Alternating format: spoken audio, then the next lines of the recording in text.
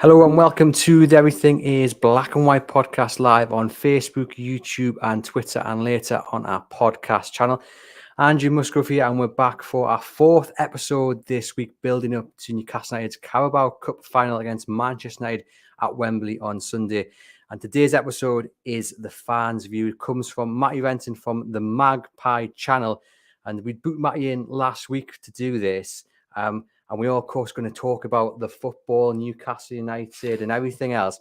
But we've got to start, Matty, with the news that you put out there on social media over the last couple of days. You've finally got your ticket for Wembley at an eye-watering cost, I believe, of £2,000. Plus VAT.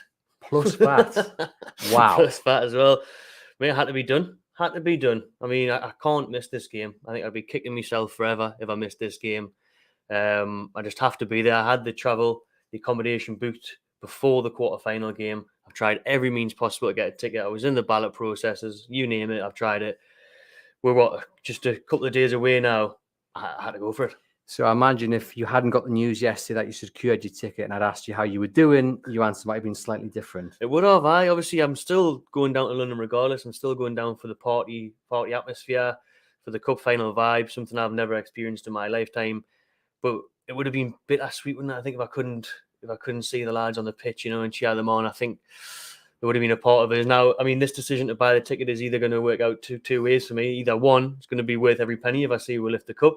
Two, I'll be crying and skinned. So we'll wait and see. And I guess many thousands of people have been on the journey you've been over the last couple of weeks where you've tried every avenue. Like you say, you were in the ballot, you couldn't get a ticket. When you saw that people are getting that email saying it's been successful, your heart probably sank. I know mine did because I was trying to get my dad one through the ballot process and we couldn't get him one.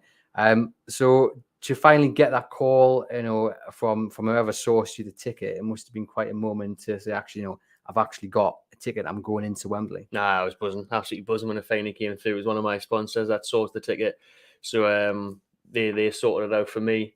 We came to a deal on that and I'm there. That's the main thing for me. Like the main thing is when I get to be there on Sunday, that's going to be worth it, I think, hopefully. Would you say there was no cost that would have put you off getting this ticket? Or I think that would have been close to me max there, like £2,400. I think would have been. It was a close max. I think anything over than three, I would have just been. I'll just stand outside Wembley and listen to it. Was there any hesitation when they said, look, that's going to cost you two grand plus VAT? Was there any hesitation? No, not at all. No. Until afterwards, and I thought, oh, was that the right? Have we got some beans in the cupboard for the next couple of months? You know what I mean? Beans and toast is the diet. Yeah. Like, going to be a thick blanket when it gets cold, isn't it, from now on? But that is an amazing passion for Newcastle United right there. And just how excited are you for this final? I mean, the build-up has been, it seemed quite slow, and we know the focus has been on the Premier League. The results in the league haven't been what we've come to expect from Newcastle. But now it's here. Now it's just a couple, 3-4 days away. How are you feeling?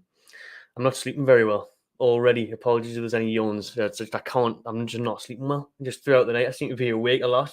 The anxiety's starting to sink in.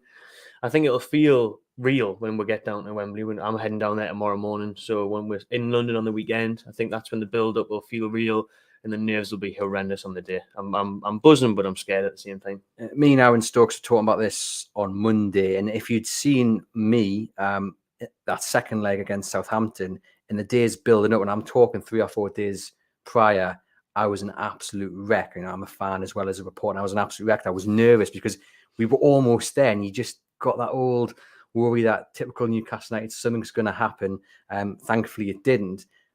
But I'm not like this at this moment in time, and I'm just wondering, do you think, is it a different kind of sense of nerves when it will hit? Because Newcastle have got to the final, and it's a different kind of prospect now. It's one game, and it's either going to work out or it's not. Whereas the second leg, you were so close, and to have it ripped away would have been heartbreaking. I think so. I think for me, I mean, I don't know what this feels like. Like 99, I was a few years old. I can't remember it. So I don't know what emotion there is to be had yet. I mean, I'll let you know next week how I was feeling, but I'm just, at the minute, I am a mixture of nerves, excitement, tired, but I'm just absolutely, but I just want to be there now. I just want it to be Sunday now. I feel like this has been one of the longest weeks of my life. It's just every morning I'm like, what? It's only Wednesday. What? It's only Thursday. I can't believe it. It's just never ending. Like, I just want to get there to the final. I want it to happen.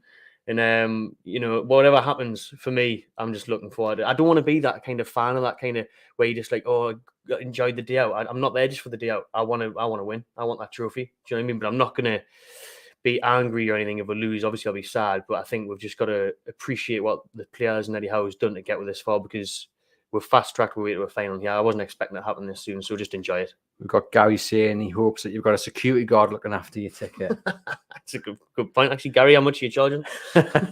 Yeah, Gary, get yourself a job here. You're right, in terms of how quick this has come around. It's exceeded anyone's expectations, I think, to be in a final and to be also battling for top four. And I guess, though, this isn't hopefully going to be the last time Newcastle are in a final for a few years. So hopefully this is just the starting point to a successful future for Newcastle United. Hopefully. I think Eddie Howe will be reiterating to the players, this is just the beginning. And that's the way we've got to feel. I think we take the pressure off ourselves. Manchester United are favourites now, especially with the absence of Nick Pope. And the pressure is off us. Just go out there, enjoy the occasion. Don't let it get to you. Don't let Wembley, put the pressure on you, and just go out there and play our game. Really is the best way to do it. And I think if we can do that, we have a chance. If our best players turn up on the day, we have a chance. And yeah, we'll just have to wait and see and hope that more Wembley days are ahead of us. Yeah, fingers crossed. And if you had the opportunity to sit down with the squad ahead of the game, what would be your team talk to them? What would you be telling them about what this means to Tyneside and Newcastle United fans? I'd be showing them just pictures of everything around the city. You've seen the artwork on windows, you've seen flags everywhere, you see it now in the squares, the NUFC signs up everywhere you go now. You've seen houses outside with black and white bantams on them. I've seen car flags this morning, like it is for the World Cup. Instead of St. George's, it's the black and whites. It's amazing. So it's great that I think we have Dan Burn, Sean Longstaff, Jacob Murphy, these type of players, Paul Dummer in the squad. Gillespie, these type of players can really bring home what it means. But I think the lads already know that. I think from day one since Eddie Howe's came in, it's been drilled into them what it means to play for this club. You can see it week in, week out, the passion, what it means to wear the shirt. So I would just say to them, look, like everyone has been waiting so long for this. 24 years since the last final, but 50, 60, 70 years since the last trophy. So it means everything to the region, but you kind of want to hinder on it, don't you? You don't want to make it a hindrance. You don't want that be weighing on their shoulders. So they've got to just go out there and enjoy the moment for me. Enjoy being at Wembley. Enjoy being the underdogs. And again, we've seen loads of teams win at Wembley in finals. Wigan Athletic won in a final at Wembley. Swansea City have won in a final. Birmingham. Yeah. So Obafemi Martins, Newcastle scored. So it can be done. There's nothing stopping these players. We're only a few points off Manchester United in the table. We can't compete with them. Just give it a real go. Obviously, like you said, their history is important, but you don't want that expectation weighing down on the players. And I guess what Eddie Howe is, the message he's put out consistently since he's been at the club, especially this season, is all about worry about yourselves. Don't worry about Manchester United, who, yes, informed team in the league. Yes, Marcus Rashford, probably the most informed player in Europe, but let's not worry about them. I think he knows, and the squad will know, if they play their A game, they bring it to Wembley on Sunday, they can go out and they can better Manchester United and bring the cup home. Absolutely. I think it's a huge positive for us that Manchester United are playing tonight against Barcelona. That's got to play a part. I mean, they're playing tonight in a massive game and to get through the next round of the Europa League. It's 2-2 on aggregate. That's going to be a tight, hard-fought game. There's going to be fatigue there with the likes of Rashford. We'll be playing non-stop. So that's got to help us in a way, them playing just a couple of days before the final. And we can look at that as a positive. But again, you're right, we do just need to focus on ourselves. I tell you what, we're all upset Nick Pope's not going. But if you had to give me the choice of Pope or Bruno, I'd pick Bruno. And now that Bruno's back, I think he can dictate the game and he could be the game changer. Do you think he would have been able to keep himself sharp and fit? Obviously, he's missed those 3 games and you can train as much as possible, away from the pitch. But match sharpness is a totally different thing. I mean, he's gonna be off the pace to where he would have been had he played 3 games, isn't he? Yeah, you would have thought so. Maybe a little bit, but you should hopefully grow into the game. And then the amazing atmosphere will carry him through it. And I think watching his press conference yesterday, I don't think there's anybody else more excited than him, to be honest, for this game. He's absolutely buzzing for it. And that's what the good vibes I'm getting about the players is. They're not nervous. They're more excited. And they're relishing it, not shrinking away from it. So hopefully we'll see that on the pitch. Yeah, there's no fear going into this, despite the fact what I just mentioned about Manchester United and the form they're in. You get a real sense that the squad aren't fearing Manchester United. They're concentrating on themselves. And Newcastle have some big players and experienced players as well in that squad that can handle this sort of pressure, who've played at World Cups, who have played in finals, who have won titles. The likes of Kieran Trippier, for example. He will be a huge help to Newcastle, won't he? Especially those players who've never experienced something like this. It'll be a huge help to kind of calm the nerves, because you mentioned Longstaff and you mentioned Dan Burn. I mean, we've all seen interviews over the last couple of days. They're absolutely buzzing, aren't they? But they're going to need an arm around the shoulder just to calm them nerves, I think, come 4 o'clock, 4:15 on Sunday. I think so, because like Burn mentioned, he would be in the crowd, wouldn't he, if he wasn't there? So I think they've got to realise that they aren't fans anymore, and just play it as a match that isn't just a final, if that makes sense. Obviously, understand the importance of it, but also don't let it overbear you, because I think that could be a risk. Because Manchester United players, they've got Casemiro, they've got players that have been there and done it. But like you say, we've got Kieran Trippier. He's led England out at Wembley as a captain. So why can't you do that for Newcastle? That'll hold huge importance. Do you think Trippier's the answer to stopping Marcus Rashford? Obviously, we don't know which position Rashford will quite play in, whether he'll play as a centre striker or whether he will come off one of the flanks. If he's obviously on the left, it'll be Trippier right back trying to stop him. Trippier's probably not been at the highs recently that he's been, that we've come to expect of him. I think it's fair to say, against West Ham, he was at fault for the goal. You could argue as well against Liverpool, he was partly at fault for one of the goals there. Bournemouth again, can he handle Marcus Rashford if indeed he's partnered up against him? I'm not sure anybody in world football can handle Marcus Rashford at the minute, is the worrying thing. Like you say, I think Trippier's been off the boil the last couple of weeks. He's caught out at West Ham, caught out at Liverpool. But big game player, hopefully he'll bring it back. He's the captain. He's got to understand what it means. He'll be back for it. I think it's going to be a team effort to stop Rashford. I think the likes of Longstaff are going to have to track back and do the hard work. Joe Linton will have to do the hard work, hopefully, if he is fit, which seems to be the case, fingers crossed. But it's going to be definitely a team effort to stop Marcus Rashford. And to be honest, if we do manage to stop Rashford, it does stop a lot of Manchester United's goals, because he's on red-hot form at the moment. He's having that Almiron spell, that Joe Willock spell when he's on loan. Everything he touches turns to gold at the moment. So we've just got to try and limit him. But there doesn't seem to be anyone else, in that Man United squad that can step in should Rashford have an off day, or even if he gets, injured tonight against Barcelona, or if Newcastle just stop him on Sunday. There doesn't seem to be another player who steps up in his absence to win Manchester United the game. I think Bruno Fernandes has been a lot better in recent months. He's coming into form again after he had a poor spell. Obviously, they've got Sancho's coming off the bench now, playing well.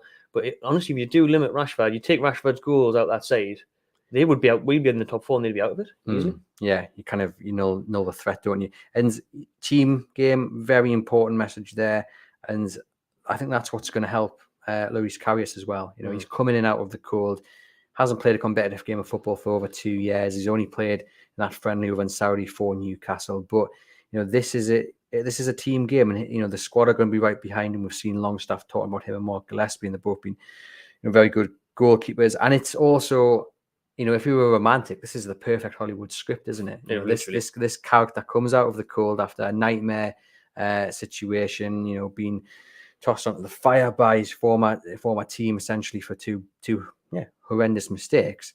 This is a chance to redeem himself, isn't it? Absolutely. Let's hope it is the road to redemption. You know what I mean? The revival of Karius. King Karius, bring the trophy home. Do you know what I mean? It's going to be it could be a fairy tale story. This could be the next Ghoul movie. Do you know what I mean? This is the next script, because everything is written for this to happen. I mean, that moment of madness from Nick Pope, so uncharacteristic. So for that to happen, and then Karius to step in, the whole Dubravka Cup tied thing, hopefully it's written in the stars. Very typical Newcastle, isn't it? They're not going to do it the easy way. We've got a message here saying, let us keep the faith in Karius, and if he can prove himself on this stage, who knows, he might be a number 2 goalkeeper for next season. Big chance for him to revive his career, yeah, definitely. And I think we spoke about this earlier in the week and on other shows, that obviously he gets stick for what happened in that Champions League final, but you've got to remember he was concussed, and the run to the final, he kept the most clean sheets, and he's kept something like 17 clean sheets in 38 games for Liverpool that season. He's not a bad goalkeeper. There's a reason why Eddie Howe talked the club into letting Karius stay for the remainder of the season. He was only meant to be here short term. He's a good character around the dressing room. He trains really well. He's clearly a very capable goalkeeper. He proved that at Liverpool. It just happens to be that for most, and I think this is actually really unfair, final tends to define a career when really, he proved himself as a more than capable goalkeeper, and there's no reason why he can't have a helping hand in helping Newcastle win this cup on Sunday. Absolutely. Like he's young German goalkeeper of the year as well a few years ago when Liverpool signed him. Very highly rated. It's a shame that they are defined by those moments instead of, like you said, he had more clean sheets in the Champions League group stages and throughout the knockout rounds than De Gea, than Ter Stegen, or loads of other keepers. He was top of that list. So you don't just become a bad keeper off one game. It just depends if you can get over it psychologically. For me, it's the mental barrier. He's had years to do that now. He's had years to do that. And he's got to be thinking to himself, this is my chance to shine. Take the moment. We mentioned the fact that Bruno has missed 3 games and we're worried about sharpness. I mean, like we said, this fella hasn't played competitive football in many, many years. I mean, that's not going to be easy to overcome, is it? You can train and be the very, very best in training, but there's nothing like, as we said with Bruno, there's nothing like a competitive game of football. So how does Eddie Howe as well help him get past that? It's horrible in a way that it's a final and it's that big of a game. If you had like a Premier League game first, just to like settle in and then the final, because going from training ground shots from your teammates to Marcus Rashford shooting at you from 20 yards in a cup final, that's obviously a humongous difference. Walking out as well in that stadium. He's just nobody there at the training ground, isn't he? Like compared to that, so it's crazy. It's crazy for him. It's going to be tough for him. But I've got full faith in him. I don't think it'll come down to a goalkeeper mistake. Hopefully not. And look at Liverpool's goalkeeper the other night made a mistake. And Courtois as well. So yeah. I mean, those are arguably the 2 best goalkeepers in the world at the moment. You want to check in Man City's keeper as well. Both making huge mistakes on the big stage. So it can happen to any goalkeeper at any point. You know what I mean? And Roger says, I have confidence in Karius, and that's good to see. And I'm sure most, not all of you, will be right behind him come Sunday. Let's talk about the attacking options then, because there's a big debate about whether it's Callum Wilson or it's Alexander Isak. For me, I would play Alexander Isak just because he's got more minutes recently under his belt. He's got that match sharpness that we keep referring to. Callum Wilson obviously missing the Bournemouth game, not training for a week. We don't know what he's about this week, whether he's also missed a few days. We don't know. For me, just having Isak with those minutes, he looked sharp against Liverpool, should have had a goal himself. He gets my pick, but then you put the Eddie Howe cap on. Mm-hmm. It's probably going to be Callum Wilson, but I'm just wondering who you would play if you were the gaffer. I'm very torn on this. I really am. I feel like Isak, because like you said, he's had minutes, he's had sharpness. He looked bright for me against Liverpool. Put one over the bar, but there wasn't an easy chance. And then there's part of it where you think, well, Callum Wilson's been the number 9 for years. He deserves this chance. He scored some very important goals for Newcastle over the years. He deserves his moment in the final, but the fitness just isn't there. His sharpness isn't there. That chance that he missed in the last 10 minutes against Liverpool, the one-on-one, he has got to score that. I think we've seen in the last month or so, Wilson, he just looks rusty because he's missing chances that you would normally bury with his eyes closed. So if he's going to miss our game on Sunday, we have to take our chances. We don't know how many we're going to get against a very good Manchester United side. So that's why I would probably lean towards Alexander Isak. And that's what's been missing this year, hasn't it? 3 goals scored in the Premier League in 2023, 8 in all competitions, but only 3 in the Premier League. And they've had chances. Bournemouth had chances, Leeds, because they've had their chances. They've just not taken them. And it's interesting that you mentioned, you wonder if he deserves, you're saying Callum Wilson deserves his chance. He's number 9. He scored these goals. But I just wonder if now is the time for sentiment, because this is one game. This is 90 minutes of football. You don't get a second chance here. This isn't like you can get a draw and you take the point home and you're happy. This is 90 minutes of football. Does sentiment come into it at all? I think Eddie Howe might do that though, because for me, sentiment is shot ourselves in the foot recently. Sentiment allowing John Joe Shelby to leave. Sentiment allowing Dubravka to go on loan last summer. Things like that have should have been taken out of the equation, I think, and just been like, sorry, John Joe, I know you want to leave and all that, but we're light in midfield. We haven't got a replacement. Things like that is what makes us think that Eddie Howe might lean towards Callum Wilson. Obviously, he trusts Wilson. And Wilson, I love Callum Wilson on his day. Brilliant. One of the best strikers in the league for me. But recently, goal shyness, lack of fitness, it just worries us. And for me, I would start Isak. I think his pace can get him behind Man United's defence. What could happen tonight if someone gets injured or something, if he's up against Harry Maguire? I fancy Isak against Maguire. And they showed against Leicester in that opening 45 minutes that they were there to be got at. Leicester should have been 2 or 3 goals up, some fantastic saves by David De Gea, but they just didn't take their chances. And Newcastle have to make sure, as you rightly say there, they've got to take whatever comes their way, because we don't want to be coming back on the train on Monday morning thinking, oh, we were so close, we just wasted chances. We want to be sitting there. We've won the cup because we've taken our chances. Exactly. That's the horrible thing to take. If you go into it and say it's 0-0, we've missed a great chance 10 minutes in, and then Man United score a last minute winner or something, you'll think, oh man, imagine if Almiron had put that away. Imagine Wilson had scored that. What could have been? You don't want to come away with that saying what could have been. There's a great chance that could happen, but as long as the players go out there, take the chances, and if we get beat 2-1, but we had one chance and scored it, fair enough. It's Manchester United. But we've got to take opportunities this weekend. We really do, but we haven't in recent weeks. So hopefully something turns around. Yeah, that is the concern. Is it? Derek says Martinez and Varane will bully Isak if he's the lone strike. I disagree with that. We had this yesterday on the podcast with Gibbo, where me and Gibbo got a bit feisty in an argument about Isak.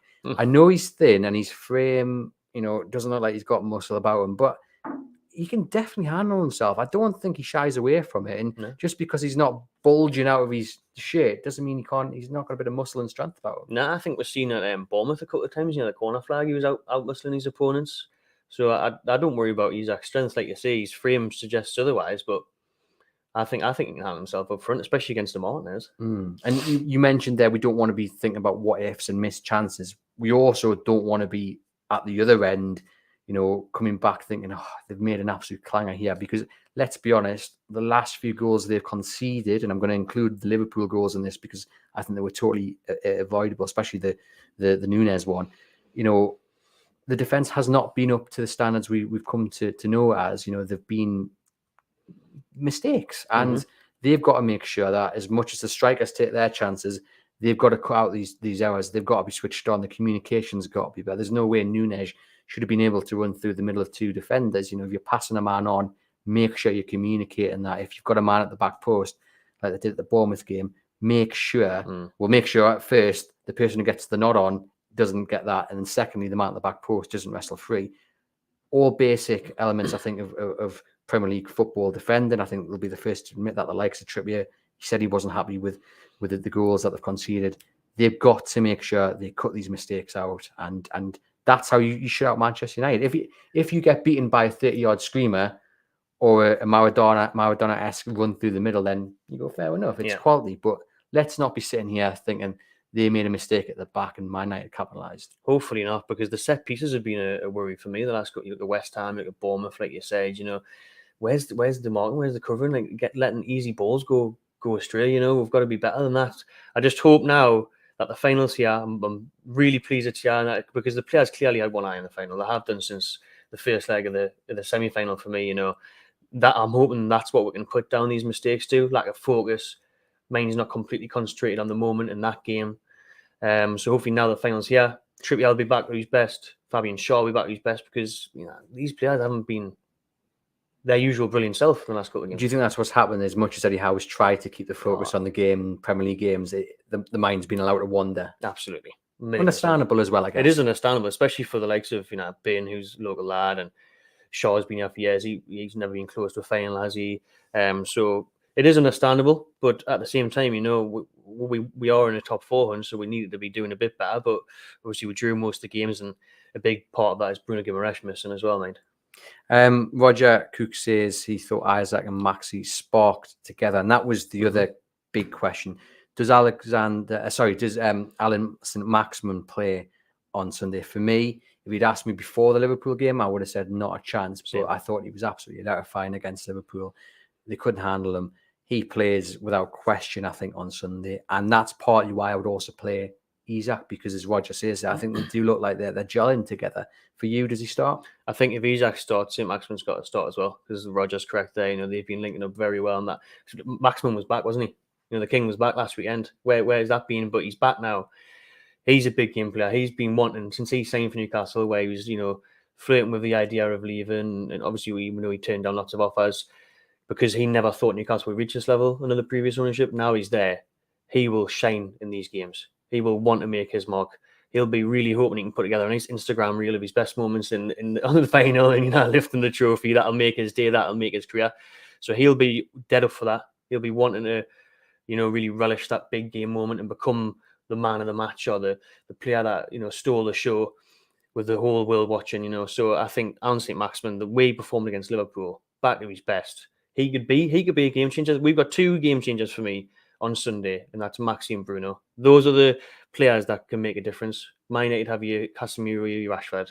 We have Bruno and St. Maximin for me, so I would start Maxi. Yeah, it's just the worry is the defense. Well, I was going to say that would be the argument from some, is that you lack the cover then for Dan Burn. But my kind of way of thinking is, as I mentioned, this is literally 90 minutes of football. You don't get a second chance. So, is the best form of defense in this instance attack? I think it is. We say to Maxi, go and prove me right. This is why, we're leaving Dan a little bit exposed, but you go up the top and you prove that it was the right decision. I think we've got to, because especially now with no Nick Pope, and like we've been saying, the defence hasn't exactly been rock solid like it has been in other months.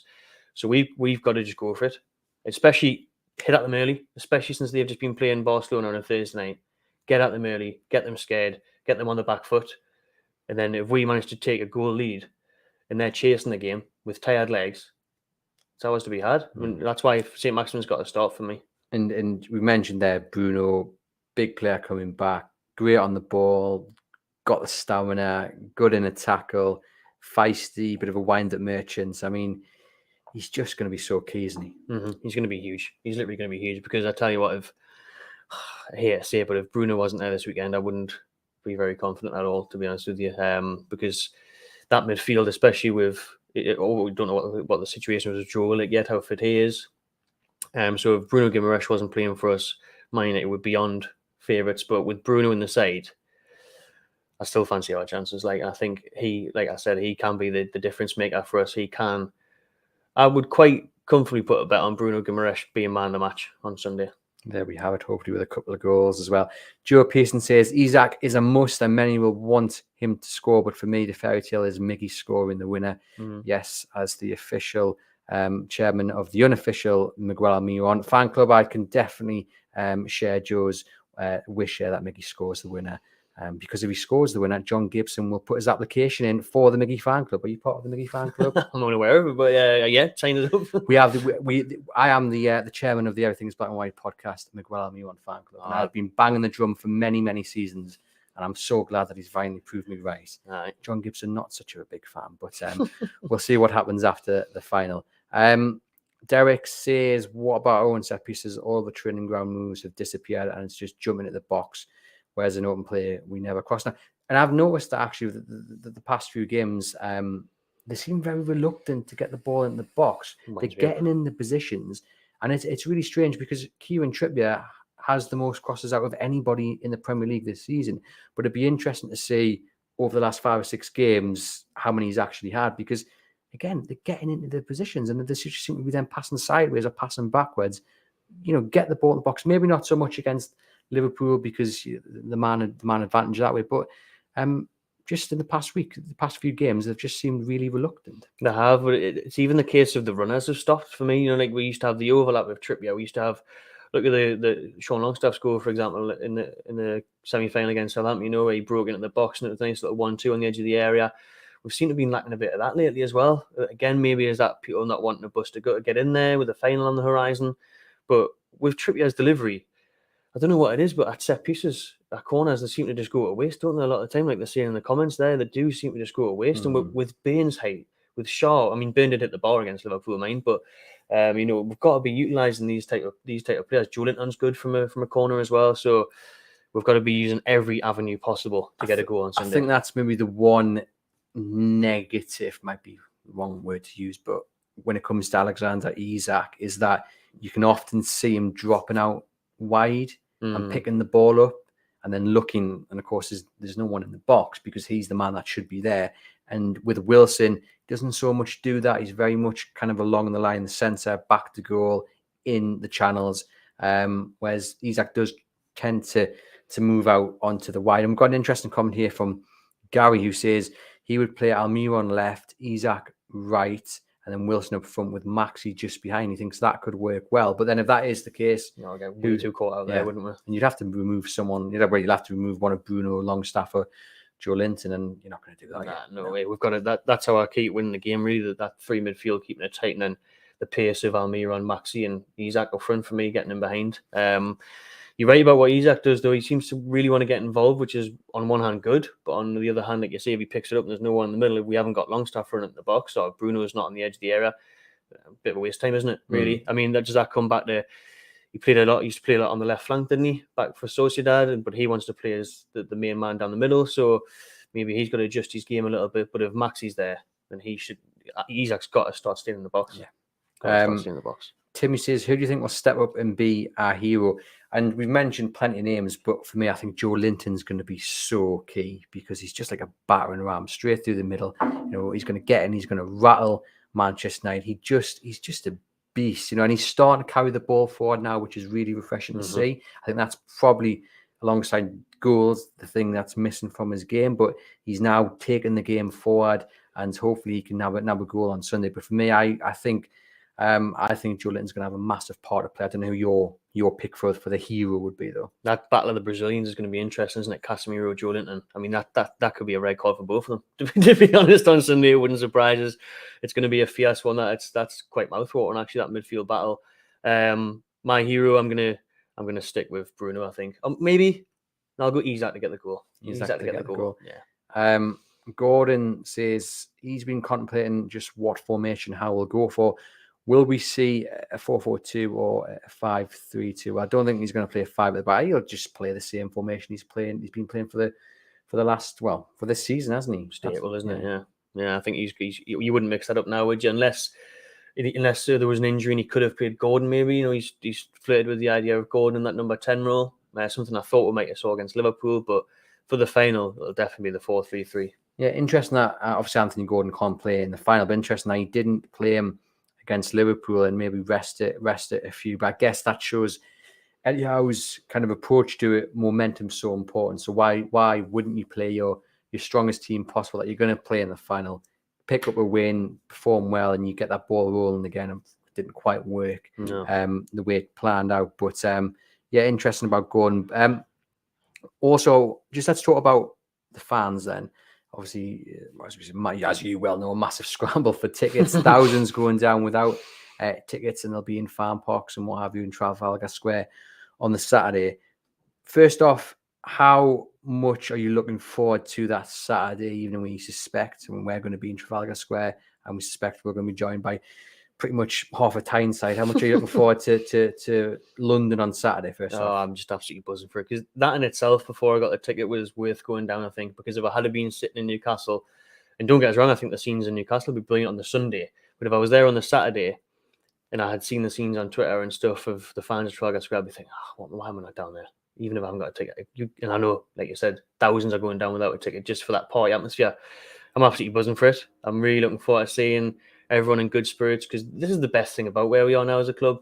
The final, the takeover, it used to be so negative and toxic under our previous regime. Now we're all together. Now we are all united. Everyone's just going to be there on a Saturday night, having a good time in London, partying, and just absolutely buzzing for the Sunday. Yeah, it's going to be great. We're at the Covent Garden. We're at the Nag's Head from 6 o'clock on Saturday. Not ticketed, but it is obviously, if it gets to capacity, and we'll not be able to squeeze you guys in, but come down and join with a bit of a chat with me, Lee Ryder, Kieran Kelly, and Aaron Stokes. And then if you see us around Trafalgar Square on Wembley, come and say hello. Would love to catch up with you. I'm sure that'll be the same for Matty as well on the Magpie channel.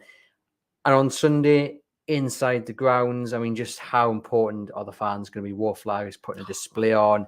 Just how important is that 12th man going to be? It could be the game changer for us. And I hate to just be with the Newcastle hat on saying we deserve it, but we really do, man. We're all these years without a trophy, all these years without celebrations. And I've seen some Man United fans on Twitter, saying, it's just a Mickey Mouse Cup, this and stuff like that. We don't think it's a Mickey Mouse Cup. You know how much we would cherish this trophy.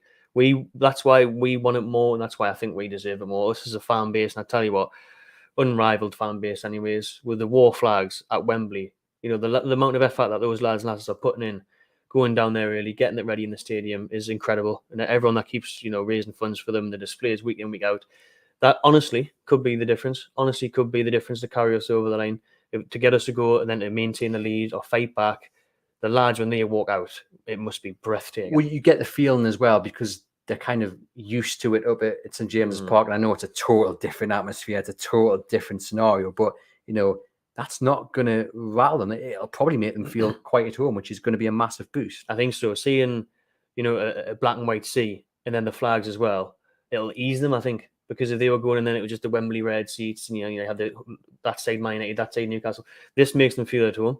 There's so maybe players who might be like, wow, Wembley's massive and the pitch is huge and 90,000 seats, might let it get to them. I think this will ease it a little bit for them. And that'll be a wake up. That'll be like, wow, these fans are unbelievable. And as much as Manchester United, players are used to playing in big arenas, obviously like Barcelona played in the other day, and they're used to big games.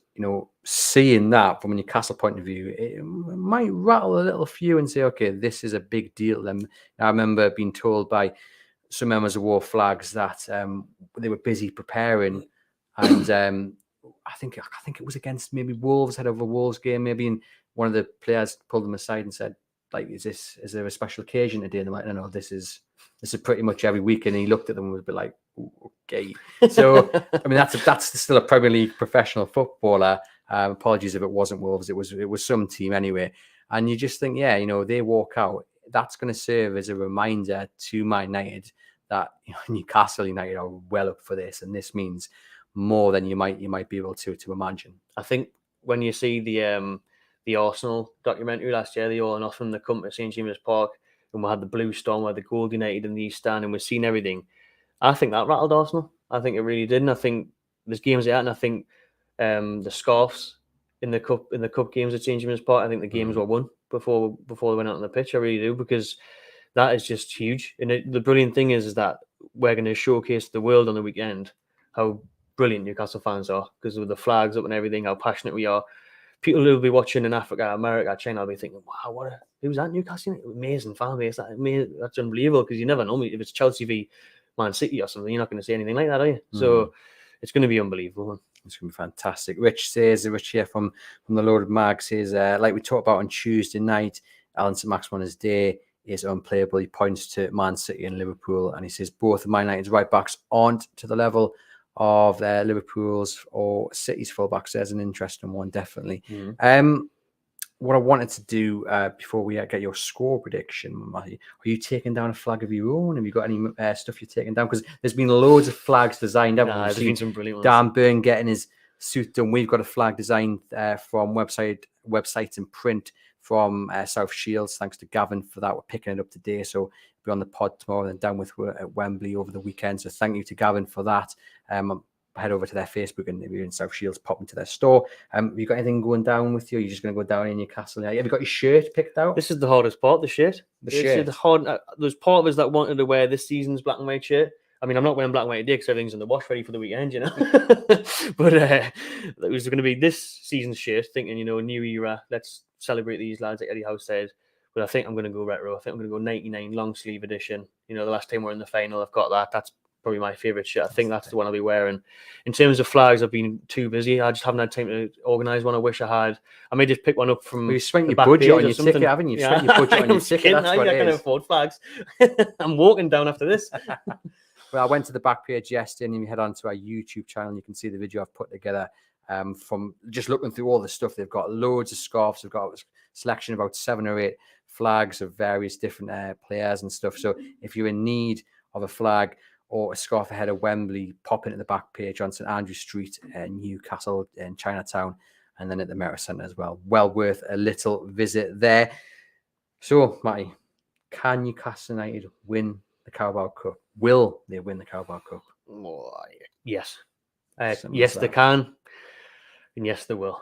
I'm going to be optimistic. I'm doing nothing but positive vibes this week. I was devastated after the Liverpool game. Pope being out from Monday, I'll be nothing but positive. Trying to put it out there, trying to manifest it. I'm going to say that Newcastle United are going to win it. Yeah, I'm eagerly watching the game tonight between Manchester United and Barcelona, and then Sunday, it's our time. It's Karius' time. Yeah, definitely. I 100% agree. Fingers crossed it is. And yeah, it'd be interesting to see the TV ratings for tonight's game, and if they could get a spike for where the geographical locations, the extra millionaire viewers have come from. Just let our viewers and listeners know where they can find you. The Magpie channel. So the Magpie channel on YouTube. Instagram, Twitter, all of that, the Magpie channel. Thank you very much. You go head over some really great content on there. And I'm sure you'll be doing lots for down in London as well. Absolutely, yeah. That's the hard, isn't it? I'm trying to balance between just being a fan enjoying it and trying to capture the content, but I want to capture some brilliant content for the fans that can't make it and stuff like that, and just for memories to look back on. So I'm absolutely buzzing for it. Yeah, we all are. So thank you, Matty, for taking the time to pop into the Everything is Black and White podcast. If you're watching live on YouTube, hit that subscribe button. We're going to be bringing you loads of content from us over the weekend, from our live events, from our journey down. Loads of good stuff going to be coming your way. And hit that subscribe button on the podcast as well. Tomorrow, we'll have the view from the opposition, speaking to one of the Man United reporters from the Manchester Evening News to get the insight into Eric Ten Hag's men. So watch out for that one. And head over to chroniclelive.co.uk for all the build-up to Newcastle United's Carabo Cup final against Manchester United on Sunday.